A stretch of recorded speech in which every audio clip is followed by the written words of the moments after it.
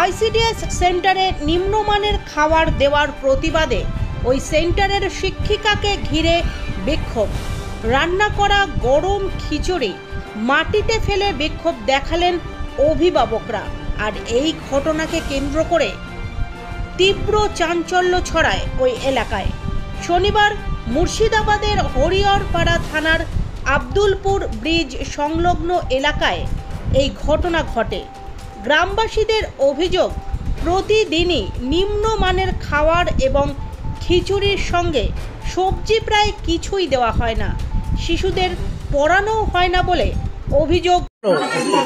আমি আব্দুলপুর 22 নম্বর সংসদের মেম্বার।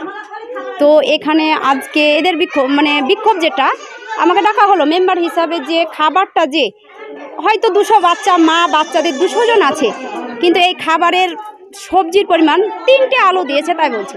আমি এসে ম্যাডামকে আইসিডিএস যিনি কর্মী তিনাকে আমি বললাম যে আপনারা এই যে অভিভাবক যারা বলছে আপনার সম্পর্কে সেটা এদেরকে বুঝিয়ে বলেন।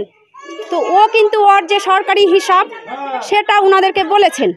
হ্যাঁ, এবার এদের যে হচ্ছে যে প্রতিদিন প্রতিনিয়তই নাকি বাচ্চাদের যে খাবারটা গুণগত মান খুব খারাপ দেওয়া হয়, যে ছাতুটা এই ছাতুটা বাচ্চারা কিন্তু খেতে পাচ্ছে না।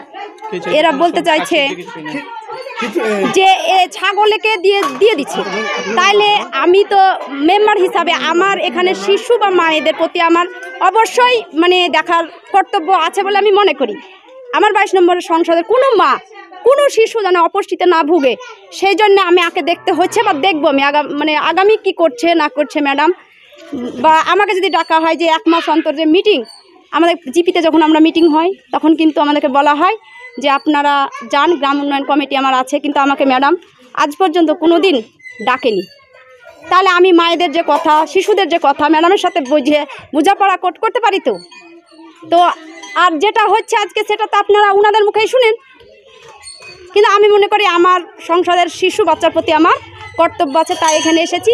আমি শুধু জাস্ট দেখার জন্য এসেছি, কিচ্ছু না। এছাড়া অবশ্যই নিম্নমানের খাবার, যে এখানে শুধু ডালও নাই, তারপরে আপনার আলু 3টে আলু দেওয়া হয়েছে। আপনারা দেখুন, একটু ক্যামেরাটা অন করেন, যে খাবারটা দেখুন এবং এদের অভিভাবকদের কথাগুলো একটু শুনেন।